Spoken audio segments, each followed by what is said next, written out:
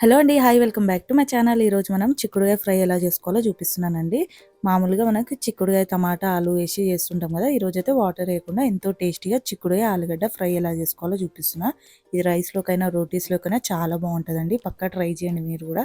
మీకు నచ్చినట్టయితే ట్రై చేసి మీకు ఎలా వచ్చిందో కామెంట్ చేసి మన ఛానల్ అయితే సబ్స్క్రైబ్ చేసుకోండి మంచి మంచి రెసిపీస్ కోసం. ఓకే అండి, లేట్ చేయకుండా మనం ప్రాసెస్లోకి వెళ్ళిపోదాం.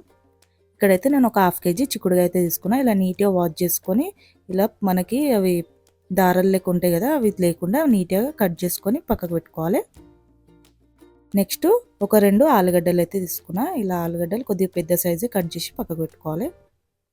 ఇలా ఒక కడాయిలో ఒక 4 టేబుల్ స్పూన్ అలా ఆయిల్ అయితే వేసుకోవాలి. ఫ్రైలోకి కొద్దిగా ఆయిల్ ఎక్కువ వేస్తేనే ఆ టేస్ట్ చాలా బాగుంటుంది.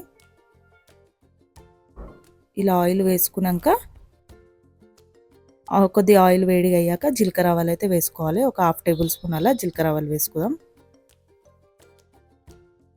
ఇందులోనే మనం కట్ చేసి పెట్టుకున్న ఆలుగడ్డలు కూడా వేసేసుకోవాలి. ఇలా ఆయిల్లో కొద్దిసేపు ఆలుగడ్డని ఫ్రై చేసుకోవాలండి. ఇలా ఒక 2 నిమిషాలు అయ్యాక కొద్దిగా కల్లెమాకు అయితే వేసుకోవాలి. వేసుకొని ఒక 1 సెకండ్ అయ్యాక మనము చిక్కుడుగాయ అయితే కడిగి పెట్టుకున్నాం కదా, చిక్కుడుగాయ అయితే వేసేసుకోవాలి. ఇలా వేసుకొని ఒక హాఫ్ టేబుల్ స్పూన్ అలా ఉప్పు, మీడియం ఫ్లేమ్లో మంచిగా ఫ్రై చేసుకోవాలి. ఇలా కలుపుకున్నాక మనం మూత పెట్టుకుంటూ ఫ్రై చేసుకోవాలండి. ఇలా ఒక 5-10 మినిట్స్ అయ్యాక చూపిస్తా.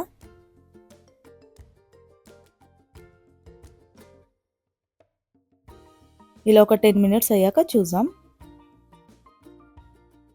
ఇక్కడ ఉడికిపోయిందండి, మనకి చిక్కుడుగాయ ఆలుగడ్డ ఉడికిపోయింది. ఇప్పుడు ఇందులోకి ఏమేమి కావాలో చూసేద్దాం.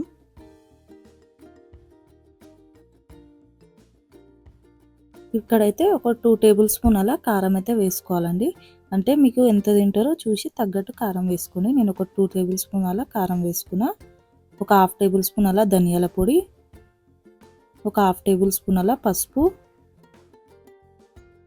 ఇక్కడైతే సాల్ట్ ఏమి వేయాల్సిన అవసరం లేదండి, ముందుగానే మనం సాల్ట్ వేసుకున్నాం కదా. మీరైతే చూసి సరిపోకపోతే సాల్ట్ అయితే వేసుకోవచ్చు.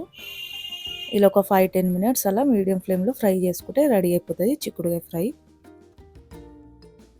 ఇలా అయితే లాస్ట్కి కొద్దిగా కొత్తిమీర వేసేసుకుంటే రెడీ అయిపోయింది. ఎంతో టేస్టీ చిక్కుడుగాయ ఫ్రై అయితే రెడీ అయిపోయింది.